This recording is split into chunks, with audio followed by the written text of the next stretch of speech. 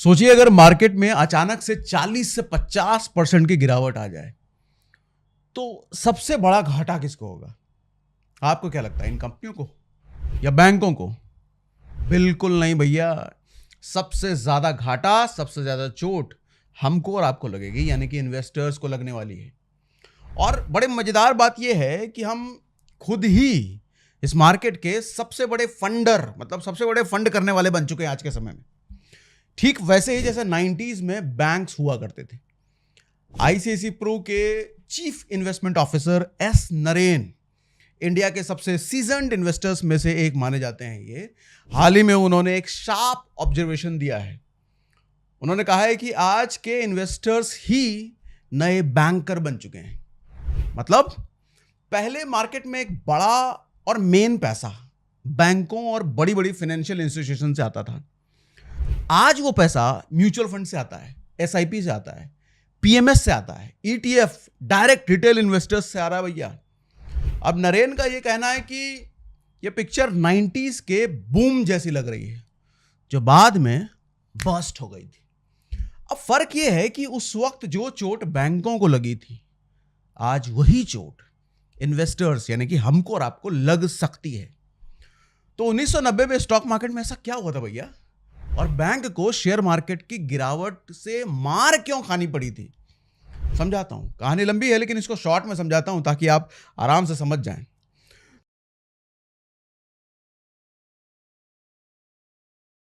देखो नरेन साहब आज के मार्केट को 90s के मार्केट से क्यों कंपेयर कर रहे हैं? भारत का स्टॉक एक्सचेंज ना, भारत का स्टॉक मार्केट उस समय बहुत छोटा था, रूल्स ढीले थे, टेक्नोलॉजी ऑलमोस्ट जीरो थी उस वक्त।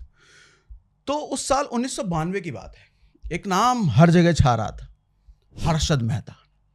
उन्होंने रेडी फॉरवर्ड डील्स और बैंक रिसिप्ट यानी कि बीआरस के लूप होल्स का फायदा उठाया था। आपने वो वेब सीरीज में देखा भी होगा।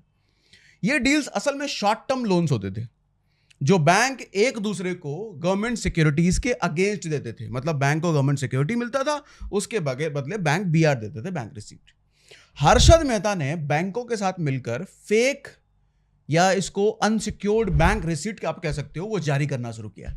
बैंकों को लगा कि इन बैंक रिसिप्ट से उन्होंने गवर्नमेंट सिक्योरिटीज खरीदी है, लेकिन असल में सिक्योरिटीज मौजूद ही नहीं थी। और इस तरह मेहता साहब को बैंकों से करोड़ों रुपए मिल जाया करते थे जो वो शेयर मार्केट में लगा दिया करते थे। अब वो ऐसा वैसा नहीं लगाते थे भैया, उस लगाने का इंपैक्ट होता था एसीसी, स्टरलाइट, वीडियोकॉन जैसी कंपनीज में। जब वो हेवी बाइंग करते थे तो डिमांड इतनी बढ़ती थी कि एसीसी का शेयर उस वक्त 200 रुपए से बढ़ के कुछ ही महीनों में 9000 पहुंच गया था। मीडिया भी भैया उनको बिग बुल का टैग दे दिया था। हर कोई मतलब शेयर खरीदने लगा था। बात होती थी कि हर्षद मेहता पैसा कहां लगा रहा है। एक बार पता लग जाए हर्षद मेहता जहां पैसा लगा रहा है, आदमी लोन लेकर के पैसा झोंक देता था। और हर दिन उस वक्त मार्केट नया हाई बना रहा था।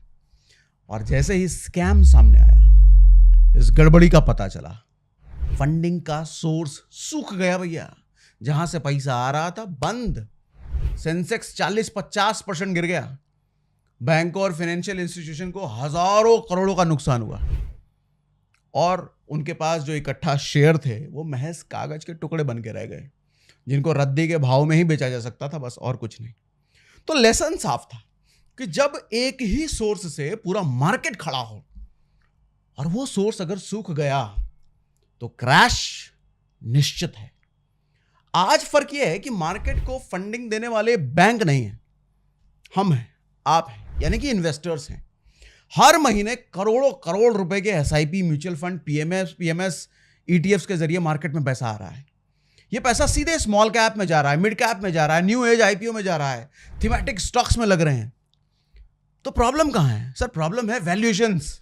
कई कंपनियां 40 से 60 के पीई पर ट्रेड कर रही हैं और कुछ लॉस मेकिंग होते हुए भी कंपनियां लॉस में हैं, लेकिन उनकी डिमांड वही तगड़ी है भैया।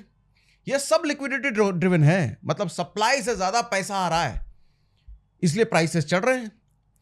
अब एक रीसेंट एग्जांपल से बताता हूं कि ओवर वैल्यूएशन क्यों खतरे की घंटी है भैया। एक शेयर है पीजी इलेक्ट्रोप्लास्ट, आपने सुना भी होगा। इसका पी अगर आप देखो तो 52 से 54 के आसपास है इस वक्त। यानी कि इन्वेस्टर्स हर 1 रुपए कमाई के लिए 52 से 54 रुपए देने को तैयार है। लेकिन जुलाई अगस्त में पीजी इलेक्ट्रोप्लास्ट के Q1 का रिजल्ट आता है जो डिसअपॉइंटिंग रहा। नेट प्रॉफिट 21% से घटकर 67 करोड़ रह गया।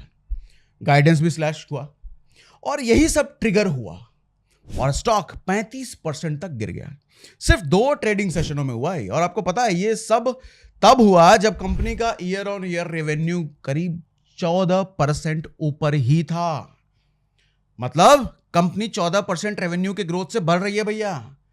एक्सपेक्टेशन यह था कि कंपनी 25 से 30% ग्रो करनी चाहिए, लेकिन ग्रो हुई 14% से और मार्केट को निराशा आ गई भैया, 35% स्टॉक गिर गया। मतलब सोचो, ये समझ लो एक्सपेक्टेशन का सारा खेल है। एक्सपेक्टेशन 25 से 30 की है, लेकिन अगर 14 होती है तो भैया 35% क्रैश कर जाता है। पूरा गड़बड़ खेल चल रहा है। ये ओवर वैल्यूएशन के खेल है। ओवर वैल्यूएशन के केस में एक्सपेक्टेशन हाई कर रखी है इन्वेस्टर्स ने, इसलिए हाई पी वाले स्टॉक्स ज्यादा रिस्क लेके चलते हैं। ये समझ लो, जब ग्रोथ एक्सपेक्टेशन फेल होती है ना तो इन्वेस्टर्स ब्लीड बहुत तेजी होता है। मतलब इन्वेस्टर्स खून के आंसू होते हैं, क्योंकि शेयर धड़ाम हो जाते हैं ना भैया। शेयर ठीक है 14% के एवरेज से बढ़ा है तो अच्छा बढ़ा है, वो बुरा नहीं है, लेकिन एक्सपेक्टेशन कुछ और पाल के बैठे हैं। आप सोचिए, अगर कल को अर्निंग्स ने जस्टिफाई नहीं किया या ग्लोबल कोई झटका लगा या इन्वेस्टर्स ने रिडेम्पशन शुरू कर दिया, मतलब पैसा निकालना शुरू कर दिया, तो म्यूचुअल फंड को स्टॉक्स बेचने पड़ेंगे और थिन लिक्विडिटी वाली स्मॉल मिड कैप में डबल स्पीड से ज्यादा आपको गिरावट देखने को मिलेगी। और इस बार बर्न इन्वेस्टर्स के पोर्टफोलियो में होगा, हमारे और आपके।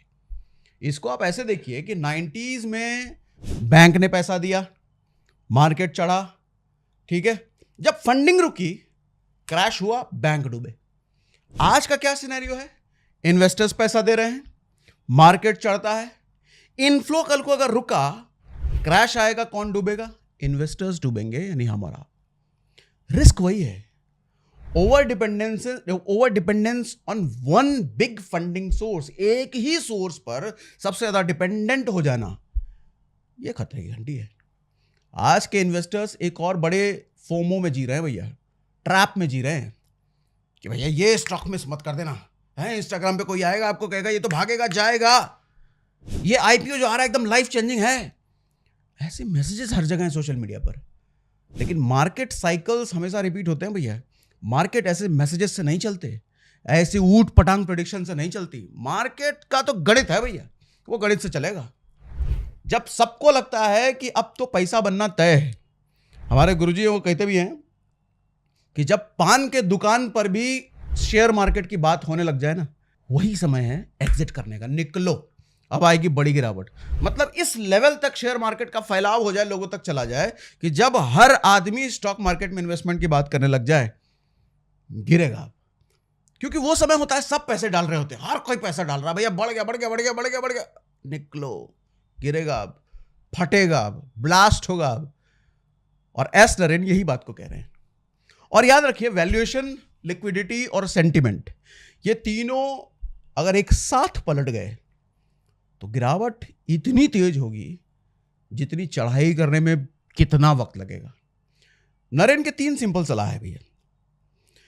पहले कहते हैं वो पोर्टफोलियो क्वालिटी, सिर्फ हाइप में इन्वेस्ट मत करो, कंपनी के अर्निंग्स देखो, बिजनेस मॉडल देखो। उसके बाद वो कहते हैं लिक्विडिटी देखो, हर पैसा इलिक्विड बेट में मत डालिए, कैश कॉजन में रखिए। अभी जो हमने केडिया जी के बारे में एक वीडियो भी करा था, कुछ लोग निराश हो गए, अरे ये तो नेगेटिव बात कर रहा है स्टॉक मार्केट। अरे भैया सावधान कर रहा हूं, स्टॉक मार्केट गिरना और बढ़ना ही लाजमी है, चलता है। हमेशा इस पॉजिटिव होप में मत रहिए कि मार्केट बढ़ता ही रहेगा, बढ़ता ही बढ़ेगा। ऐसे में जब गिरा ना तो सबसे पहले आप निराश होगे। मान के चलिए कि मार्केट कभी भी गिर सकता है, अपने को सिक्योर करके रखिए भैया, लार्ज कैप में फोकस करके रखिए। नरेन कहते हैं कोर पोर्टफोलियो लार्ज कैप में आपका होना चाहिए आपका, ताकि डाउन टर्म में ये आपके सेफ्टी नेट जैसा काम करे, बचाए आपको। क्योंकि लार्ज कैप इतने नहीं डूबते जितने स्मॉल कैप्स और मिड कैप डूबते हैं। 90s में चोट बैंकों को लगी थी, आज ये चोट हमको और आपको लग सकती है। और कहावत भी है कि इतिहास अपने आप को दोहराती है। अगर गलतियां वही होंगी तो परिणाम भी वही होगा। तो इसलिए कॉल आपकी है भैया, कंसिडरेशन आपकी है। मैंने तो आपको एस नरेन की बात को एक्सप्लेन करके बताया, बाकी आपकी मर्जी है, जो करना है करो, पैसा आपका है, लेकिन सावधानी बरतिए, बड़ी मेहनत से आता है पैसा। बाकी डिमैट अकाउंट खुलवाना है तो हमने लिंक डिस्क्रिप्शन में दे ही रखा है, क्रिप्टो में भी इन्वेस्ट करना है तो उसका भी लिंक हम दे करके रखते हैं, बाकी आपकी मर्जी।